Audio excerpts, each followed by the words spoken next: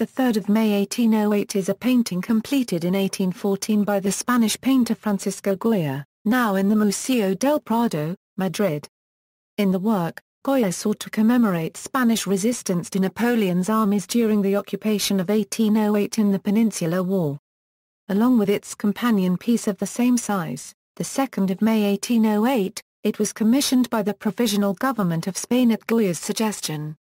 The painting's content, presentation, and emotional force secure its status as a groundbreaking, archetypal image of the horrors of war. Although it draws on many sources from both high and popular art, the 3rd of May 1808 marks a clear break from convention. Diverging from the traditions of Christian art and traditional depictions of war, it has no distinct precedent, and is acknowledged as one of the first paintings of the modern era. According to the art historian Kenneth Clark, the 3rd of May 1808 is the first great picture which can be called revolutionary in every sense of the word, in style, in subject, and in intention. The 3rd of May 1808 has inspired a number of other major paintings, including a series by Émile Manet, and Pablo Picasso's Massacre in Korea and Guernica. Background: Napoleon I of France declared himself First Consul of the French Republic on February 18, 1799, and crowned himself Emperor in 1804. Because Spain controlled access to the Mediterranean, the country was politically and strategically important to French interests. The reigning Spanish sovereign, Charles IV, was internationally regarded as ineffectual. Even in his own court he was seen as a half-wit king who renounces cares of state for the satisfaction of hunting, and a cuckold unable to control his energetic wife, Maria Louisa of Parma. Napoleon took advantage of the weak king by suggesting the two nations conquer and divide Portugal, with France and Spain each taking a third of the spoils, and the final third going to the Spanish Prime Minister Manuel de Godoy, along with the title Prince of the Algarve. Godoy was seduced, and accepted the French offer.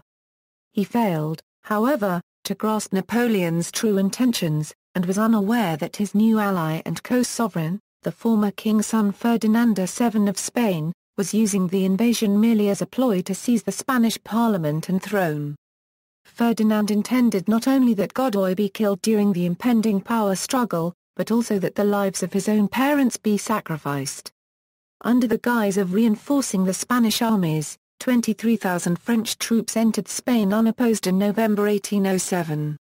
Even when Napoleon's intentions became clear the following February, the occupying forces found little resistance apart from isolated actions in disconnected areas, including Saragossa.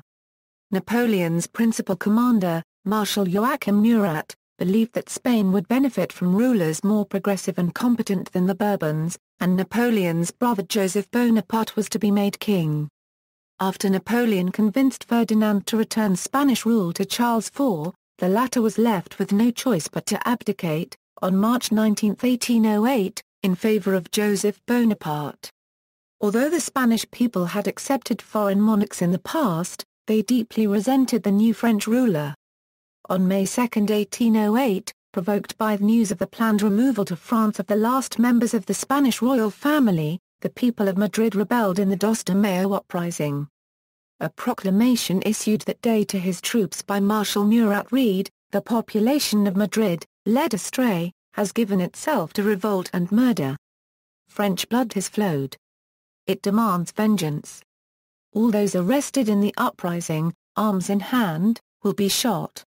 Goya commemorated the uprising in his The 2nd of May, which depicts a cavalry charge against the rebels in the Puerta del Sol square in the center of Madrid, the site of several hours of fierce combat. Much the better known of the pair, the 3rd of May illustrates the French reprisals. Before dawn the next day hundreds of Spaniards were rounded up and shot, at a number of locations around Madrid. Civilian Spanish opposition persisted as a feature of the ensuing 5-year Peninsular War, the first to be called guerrilla war. Irregular Spanish forces considerably aided the Spanish, Portuguese, and British armies jointly led by Sir Arthur Wellesley, who first landed in Portugal in August 1808.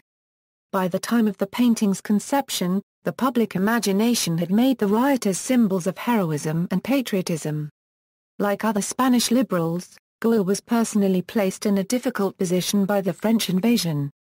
He had supported the initial aims of the French Revolution, and hoped for a similar development in Spain. Several of his friends, like the poets Juan Mella and Osvaldo S. and Leandro Fernández de Morata N., were overt afrancesados, the term for the Supatersa collaborators in the view of Mania of Joseph Bonaparte. Goya's 1798 portrait of the French ambassador-turned-commandant Ferdinand Guillemardic betrays a personal admiration. Although he maintained his position as court painter, for which an oath of loyalty to Joseph was necessary, Goya had by nature an instinctive dislike of authority. He witnessed the subjugation of his countrymen by the French troops. During these years he painted little, although the experiences of the occupation provided inspiration for drawings that would form the basis for his prints The Disasters of War. In February 1814, after the final expulsion of the French, Goya approached the provisional government with a request to perpetuate by means of his brush the most notable and heroic actions of our glorious insurrection against the tyrant of Europe. His proposal accepted, Goya began work on the 3rd of May. It is not known whether he had personally witnessed either the rebellion or the reprisals, despite many later attempts to place him at the events of either day.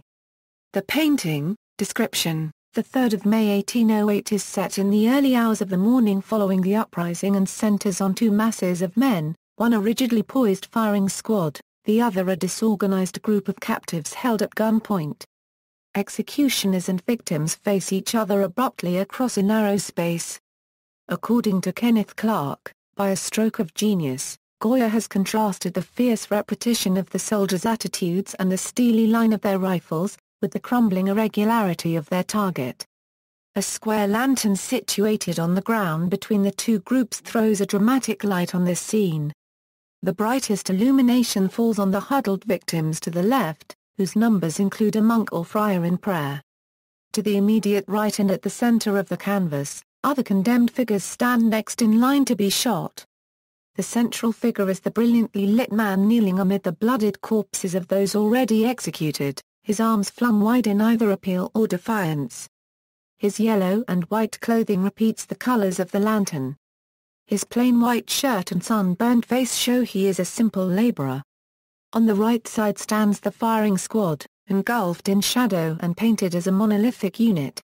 Seen nearly from behind, their bayonets and their shako headgear form a relentless and immutable column. Most of the faces of the figures cannot be seen, but the face of the man to the right of the main victim, peeping fearfully towards the soldiers, acts as a repoussoir at the back of the central group. Without distracting from the intensity of the foreground drama, a townscape with a steeple looms in the nocturnal distance, probably including the barracks used by the French. In the background between the hillside and the shakos is a crowd with torches, perhaps onlookers, perhaps more soldiers or victims. The 2nd and 3rd of May 1808 are thought to have been intended as parts of a larger series. Written commentary and circumstantial evidence suggest that Goya painted 4 large canvases memorializing the rebellion of May 1808. In his Memoirs of the Royal Academy in 1867, Joseph Copyright Cavada wrote of 4 paintings by Goya of the 2nd of May, and Christa Cubed Balferez an artist and a collector of Goya mentioned 2 other paintings on the theme, a revolt at the Royal Palace and a defense of artillery barracks. Contemporary prints stand as precedents for such a series. The disappearance of 2 paintings may indicate official displeasure with the depiction of popular insurrection.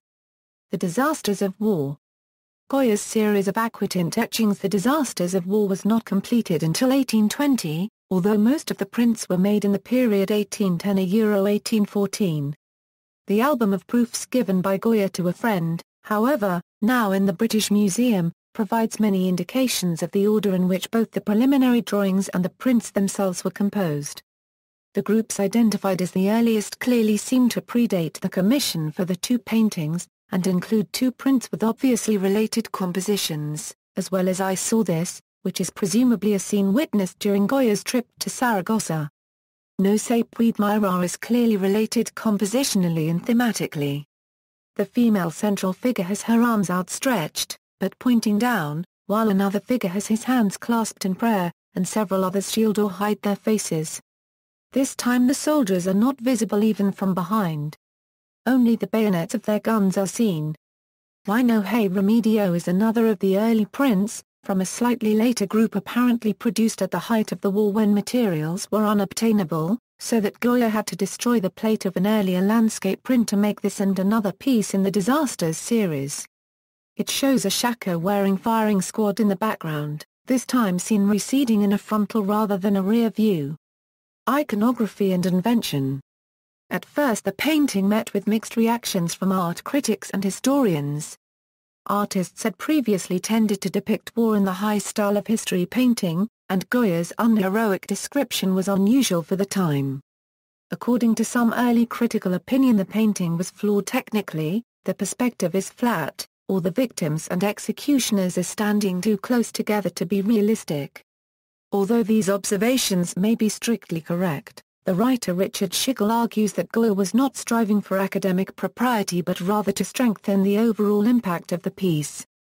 The 3rd of May references a number of earlier works of art, but its power comes from its bluntness rather than its adherence to traditional compositional formulas. Pictorial artifice gives way to the epic portrayal of unvarnished brutality. Even the contemporary Romantic painter Seguro, who were also intrigued with subjects of injustice, war, and death, composed their paintings with greater attention to the conventions of beauty, as is evident in the copyright Odorgar copyright records raft of the Medusa and Eugenie Delacroix's 1830 painting Liberty Leading the People. The painting is structurally and thematically tied to traditions of martyrdom in Christian art, as exemplified in the dramatic use of chiaroscuro, and the appeal to life juxtaposed with the inevitability of imminent execution. However, Goya's painting departs from this tradition. Works that depicted violence, such as those by Juste de Ribera, feature an artful technique and harmonious composition which anticipate the crown of martyrdom for the victim. In the 3rd of May, the man with raised arms at the focal point of the composition has often been compared to a crucified Christ, and a similar pose is sometimes seen in depictions of Christ's nocturnal agony in the Garden of Gethsemane. Goya's figure displays stigmata-like marks on his right hand, while the lantern at the center of the canvas references a traditional attribute of the Roman soldiers who arrested Christ in the garden. Not only is he posed as if in crucifixion, he wears yellow and white, the heraldic colors of the papacy. In the 3rd of May, however, there is no attempt to find transcendence, and no sense that the sacrifice of life will lead to salvation. The lantern as a source of illumination in art was widely used by Baroque artists, and perfected by Caravaggio. Traditionally, a dramatic light source and the resultant chiaroscuro were used as metaphors for the presence of God. Illumination by torch or candlelight took on religious connotations. But in the 3rd of May the lantern manifests no such miracle. Rather, it affords light only so that the firing squad may complete its grim work, and provides a stark illumination so that the viewer may bear witness to wanton violence. The traditional role of light in art as a conduit for the spiritual has been subverted. The victim, as presented by Goya, is as anonymous as his killers. His entreaty is addressed not to God in the manner of traditional painting, but to an unheeding and impersonal firing squad. He is not granted the heroism of individuality, but is merely part of a continuum of victims. Beneath him lies a bloody and disfigured corpse. Behind and around him are others who will soon share the same fate. Here, for the first time, according to biographer Fred Licht, nobility in individual martyrdom is replaced by futility and irrelevance, the victimization of mass murder, and anonymity is a hallmark of the modern condition. The way the painting shows the progress of time is also without precedent in Western art. The death of a blameless victim had typically been presented as a conclusive episode, imbued with the virtue of heroism. The 3rd of May offers no such cathartic message. Instead, there is a continuous procession of the condemned in a mechanical formalization of murder. The inevitable outcome is seen in the corpse of a man, splayed on the ground in the lower left portion of the work. There is no room left for the sublime. His head and body have been disfigured to a degree that renders resurrection impossible. The victim is portrayed bereft of all aesthetic or spiritual grace. For the rest of the picture the viewer's eye level is mostly along the central horizontal axis. Only here is the perspectival point of view changed, so that the viewer looks down on the mutilated body. Finally, there is no attempt by the artist to soften the subject's brutality through technical skill. Method and subject are indivisible.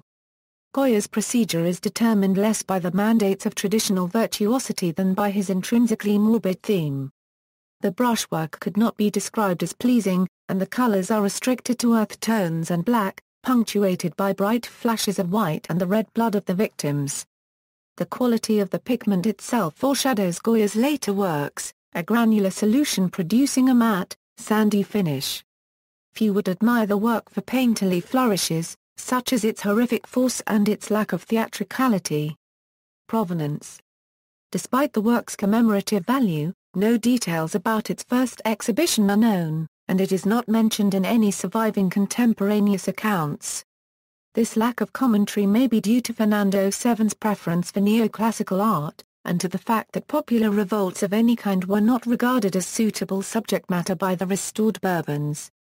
A monument to the fallen in the uprising, also commissioned in 1814 by the provisional government, was stopped by Ferdinand VII, in whose eyes the senators and heroes of the War of Independence found small favor, on account of their reforming tendencies. According to some accounts the painting lay in storage for 30 to 40 years before being shown to the public. Its mention in an 1834 Prado inventory shows that the painting remained in the possession of the government or monarchy. Much of the royal collection had been transferred to the museum upon its opening in 1819. The copywriter File Gautier mentions seeing a massacre by Goya during a visit to the museum in 1845, and a visitor in 1858 noted it as well, though both accounts refer to the work as depicting the events of the 2nd of May, perhaps because Dos de Mayo continues to be the Spanish name for the whole episode. In 1867, Goya's biographer Charles-Émile Iriart considered the painting important enough to warrant its own special exhibition, but it was not until 1872 that the 3rd of May was listed in the Prado's published catalogue, under the title Scene of the 3rd of May 1808. Both the 3rd and 2nd of May suffered damage in a road accident while being transported by truck to Valencia for safety during the Spanish Civil War, apparently the only time they have left Madrid. Significant paint losses to the left side of the 2nd of May have been deliberately left unrepaired. Restoration work to both paintings was done in 2008 in time for an exhibition marking the bicentennial of the uprising. In 2009, the Prado selected the 3rd of May 1808 as one of the museum's 14 most important paintings, to be displayed in Google Earth at a resolution of 14,000 megapixels. Sources. The most likely sources for the 3rd of May were popular imagery, prints, and broadsides. Depictions of firing squads were common in Spanish political imagery during the Napoleonic War, and Goya's appropriations suggest that he envisaged paintings of heroic scale that would appeal to the general public. Miguel Gambarino's 1813 devotional print The Assassination of 5 Monks from Valencia is thought to have served as a source for Goya's composition. Points of similarity include a victim in a posture of crucifixion, whose white garment sets him apart from his companions. A tonsured monk with clenched hands who kneels to his left. And an executed corpse lying in the foreground. Unlike Gambarino, however, Goya did not include angels in his scene. The geometry of the composition may be an ironic comment on the French painter Jacques-Louis David's 1784 work Oath of the Horateur. The outstretched arms of David's 3 Roman horateur and saluted transmuted into the rifles of the firing squad. The upraised arms of the horateur's father become the victim's gesture as he faces his executioners. While David painted his figure's expressions with a neoclassical luster, Goya's reply is fashioned from brutal realism. Goya may also have been responding to a painting by Antoine-Jean Gros. The French occupation of Madrid is the subject of Gros's Capitulation of Madrid, 4 December 1808. Goya may have been influenced by works of Rubens, such as versions of the Massacre of the Innocents and the Horrors of War, painted after 1638. This supposition is supported by Goya's Saturn devouring his son, ca. 1819 – 1823, which suggests a familiarity with Rubens' 1636 painting of the same name, now in the Prado. Kenneth Clark considered the battle scene the 2nd of May 1808 an artistic failure.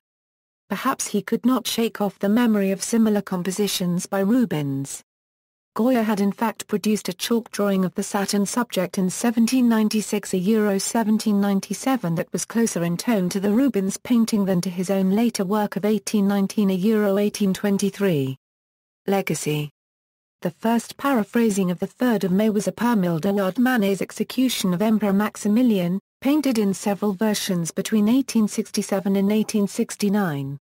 In recording a current event to which neither he nor the emerging art of photography was witness, Manet seems inspired by Goya's precedent. He may have seen the work at the Prado in 1865 before beginning his own paintings, which were too sensitive to be exhibited in France in Manet's lifetime. He undoubtedly did see a print of it which was published in 1867 by an acquaintance. Art critic Arthur Danto compares Goya's work and Manet's. The 3rd of May also depicts an execution, an early event in the so-called Peninsular War between France and Spain. Napoleon Bonaparte invaded Spain in 1808, capturing its royal family and replacing them with his brother, Joseph. The French were as unpopular in Spain as they later were in Mexico, and they encountered a fierce insurrection, which ultimately triumphed. The 3rd of May execution was an indiscriminate killing of civilians by French soldiers in reprisal for a guerrilla attack the previous day. Goya's painting of the massacre, which shows terrified civilians facing a firing squad, was intended to arouse anger and hatred on the part of Spanish viewers. Goya's is a highly romantic picture of a deeply emotional episode. The 3rd of May is cited as an influence on Pablo Picasso's 1937 Guernica, which shows the aftermath of the Nazi German bombing of Guernica during the Spanish Civil War. An exhibition in 2006 at the Prado and the Reina Sofia showed the 3rd of May, Guernica, and the execution of the Emperor Maximilian in the same room. Also in the room was Picasso's Massacre in Korea, painted in 1951 during the Korean War, an even more direct reference to the composition of the 3rd of May. The perpetrators in this painting were intended to be the United States Army or their United Nations allies. Aldous Huxley wrote in 1957 that Goya lacked Rubens' ability to fill the canvas with an ordered composition. But he considered the 3rd of May a success because Goya is speaking in his native language, and he is therefore able to express what he wants to say with maximum force and clarity. Kenneth Clark remarked on the painting's radical departure from history painting, and its singular intensity. With Goya we do not think of the studio or even of the artist at work. We think only of the event. Does this imply that the 3rd of May is a kind of superior journalism, the record of an incident in which depth of focus is sacrificed to an immediate effect? I'm ashamed to say that I once thought so. But the longer I look at this extraordinary picture and at Goya's other works, the more clearly I recognize that I was mistaken. References. Bibliography, Barrow, Juliet Wilson. Goya's Prints, the Thomas S. Harris Collection in the British Museum. British Museum Publications, 1981. ISBN 0-7141-0789-1, Boehm, Albert. Art in an Age of Bonapartism, 1800–1815. The University of Chicago Press, 1990. ISBN 0-226-06335-6, Clark, Kenneth. Looking at Pictures. Beacon Press, 1968. Connell, Evan S. Francisco Goya, A Life. New York, Counterpoint, 2004. ISBN 1-58243-307-. Ford, Richard. A Handbook for Travelers in Spain, 3rd Eden, 1855. Online from Google Books, Part 2 containing Madrid chapter. Goodiel, Jose. Copyright Goya. New York, Hyperion Press, 1941. Goodiel, Jose. Copyright Goya 1746–1828, Volume 1. Editions Polygrapher, S.A., 1971. Heroes, Margarita Moreno de las, A.L. Goya and the Spirit of Enlightenment. Museum of Fine Arts, Boston, 1989. ISBN 0-87846-300-3, Hughes, Robert. Goya. New York, Alfred A. Knopf, 2004. ISBN 0-394-58028-1, Licht, Fred. Goya, The Origins of the Modern Tempering Art. Universe Books, 1979. ISBN 0-87663-294-0, Murray, Christopher John.